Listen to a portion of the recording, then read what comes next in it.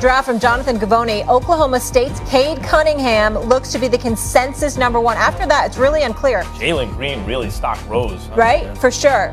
They've got him second, and then the Cavs take USC's Evan Mobley, and then the Raptors with Gonzaga's Jalen Suggs. So many Jalens. Shout out to my mother-in-law. Okay, we welcome in NBA insider and analyst Jordan Schultz. Jordan, so good to see you. Great to be here. Yes, excited. It's draft day. But first, you had some interesting news hot off the press. Yeah, so obviously it's draft day. You want to be strategic. Kyrie Irving is going to be firing Roc Nation, which is a pretty big deal. He's now going through his second agent in less than 2 years. And, you know, it just happened. I'm not sure exactly what it means from a strategic standpoint. But it does matter when you think about the grand scheme of draft day, the Nets, and what Kyrie Irving wants to be. Yeah. Wow. I've only had 2 agents, but I know when you get rid of an agent, you're disgruntled about something. He's going through an agent a year. Yeah, and now, but there's something you're not happy about. Yeah, and Roc will have about 10 days to try and fix it, appease it. But Kyrie Irving firing Roc Nation on draft day. On draft day. It's interesting. It's a nugget. Timing is interesting. Remember Aaron Rodgers, what went down on draft day, but that kind of worked out. All right, so let's dive into some of those names because you got the knowledge and I want to know. So the projected board, let's start with Cade Cunningham. Why is he that consensus number one? So Cade Cunningham is really the classic modern day point guard when we think about size, 6'8", 220, and his ability to manipulate pick and roll. Now, when NBA teams look at Cade Cunningham, they see a guy that plays the pick and roll 3 ways. He has his man he reads, then the next read is the drop man, the big, the guy in help coverage, and then now as a result of being able to do that, he's now able to get downhill and create 2-on-1 and 3-on-2 condensed half-court situations. That's where you see the lob, the dunk shot. He has a really good stop and pop game. His pick and roll floater is very good. He has got that size and strength to finish, and obviously extremely unselfish as well. So Cade Cunningham, from the full package standpoint of manipulating pick and roll in the half court, which you need in the playoffs, as we saw, he has it. So who's the comp? He's good. If he goes number one overall, who's the comp in the NBA right now or ever? Well, I see Luka Doncic. I see a lot of that. Unselfish, same size, similar length. Pedigree for Cade Cunningham is elite. You know, when we think about Doncic, he was 18. He wins the EuroLeague MVP. That will never happen again. Cade Cunningham has been the number 1 player in his draft class for the last 3 years. He has maintained that throughout a lot of pressure, a lot of really good players coming up behind him, and he has been that guy. And like Doncic, he's able to control the game without scoring, and also when he has the ball in his hands, he doesn't need to have the elite quickness. He has that great pace and 3-level scoring that you need from an elite point guard. You mentioned Luka was like supernaturally confident and mature. And you think Cade fits into that profile? I do. I think he is the full package. And when you talk to people around him, they say, great kid, worker, wants to be great. Now, we hear that a lot during the draft. Yeah. But Cade Cunningham is the full package in terms of what you would want if you're the Detroit Pistons. Okay, so tell me this. Tom Gore's team, the city of Detroit. They need it. We need 11 guys named Jalen in this draft, and Jalen wants Cade. Right? No, but honestly, with talking about Cade, like how much of a difference maker is he? If they get him right now, are we talking playoffs?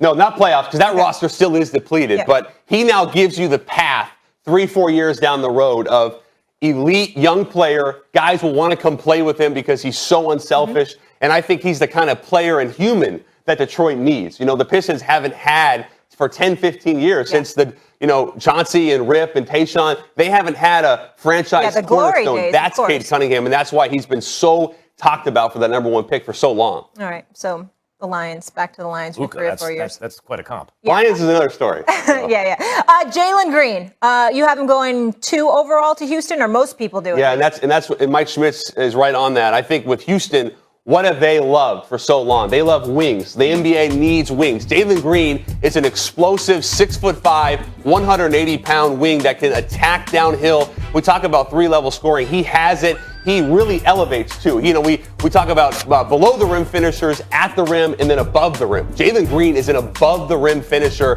who really elevates, and he also loves the big game. If you go back to the G League bubble in the playoffs, this guy got better every week. And the final game, which they lost, he goes for 30+ and dominated. And he was the best player on the floor for a lot of that bubble against grown men, NBA caliber players. That's Jalen Green. Elite athletic wings are really, we're in a point guard lead, we're in a big lead. We need wings. And yet the elite athletic wings are the guys you want, right? Who is the comp? T-Mac, Kobe. That's the explosiveness with this kid, though, because with those guys, when they got out on the open floor, they were dominant, and you knew like what was going to happen. You look at T-Mac highlights here, young T-Mac, young Kobe. That is exactly the type of talent that Jalen Green is. And as he gets older and fills out, gets up to 190, 200, he'll be able to get that T-Mac kind of mid-post game, that Kobe patented low-post game as he gets stronger. Kobe, this is a lot for me to take right now. Now, I'm not saying he's Kobe and T-Mac, but when you ask around the league about who does Jalen Green remind you of if he's able to reach his ceiling, those are the types of names that you're hearing. Wow, it's a lot. Okay, let's jump down the board a bit. Jordan, tell me what you know about Scotty Barnes. Scotty Barnes, this guy has a lot, from an offensive standpoint, maybe the most exciting player in this draft. Great footwork, 6'9", 7'3" wingspan, extremely long.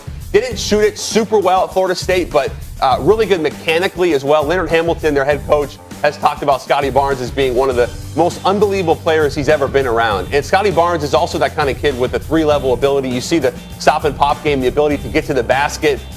He's only he's 6'9", he's only 18, 19 years old. He might grow a little bit more. He'll get more into that frame. With Scotty Barnes, you're getting right now an NBA-ready offensive player. Is the reason he's not even higher in this draft because of the shooting? You know, in today's NBA game, if you can't shoot it from the outside, you're devalued a bit, right? 100%. But listen, I heard one scout said he has Giannis-like qualities. So Giannis, obviously, Max, still working on his shooting, improved. Scotty Barnes has good mechanics, way better mechanics than Giannis did at that age.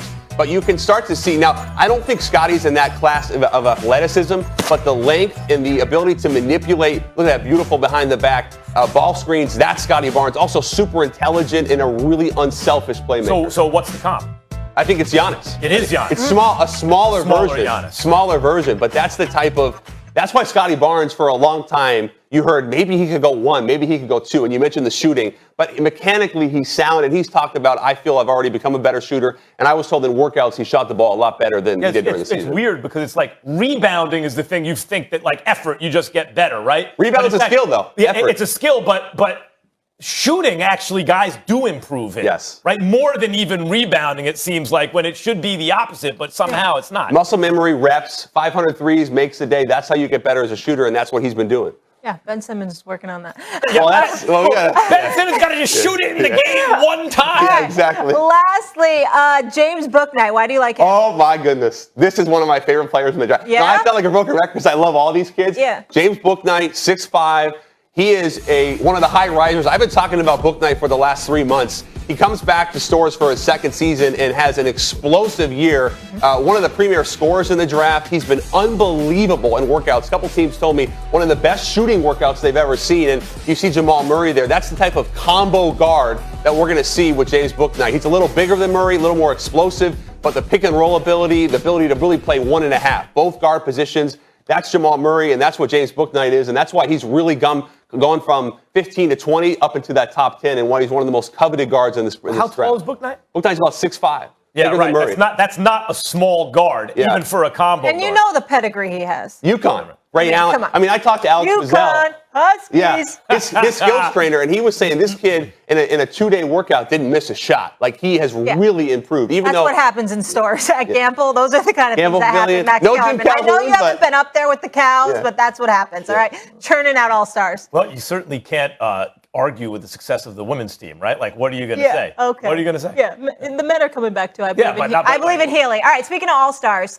how many all-star caliber players tonight? I think 6 or 8, plus several frontline NBA starters, third and fourth options. Hold on. 6 to 8 all-stars. Yeah. So, like, we just named 4. We just named 4. There's a difference between an all-star and a perennial all-star, right? Sure. Like, a guy makes an all-star team versus a guy lives at the all-star game. How many of these dudes from this draft will live at the all-star game in their careers? I think 5 or 6, because we haven't even talked about Evan Mobley. That's a good question. And then you have Sugun from Turkey, the 6'11" kid who is incredible, Super League Turkish MVP at 18. That's unprecedented. We go back a little bit. We start to think about Trey Mann, Sharif Cooper. These are high-level NBA players who in a normal draft would be lottery picks. Wow. I mean, that's if you talk about 5 or 6 perennial all-stars, one of the greatest drafts best of all time if it turns out. It's not. It might be 03, 90, 60. His energy is kind of infectious. I feel even more excited about the draft. I'm really excited to watch this draft because I love all these kids. Now, Max, I can tell. I see the enthusiasm. Now, Max, when I'm wrong in 3 years, maybe I'll buy you a beer. Yeah. Don't at me. All right, we'll see more of you later. Also, don't want to Evan Mobley? Hold on. Don't want to Evan Mobley. I don't want to bury the lead though. Sure. Kyrie Irving firing his agent also on draft day. Interesting timing. Maybe we'll have more on that. Guys, the NBA draft, it's tonight. It's starting at 7:30 Eastern, and Jordan will be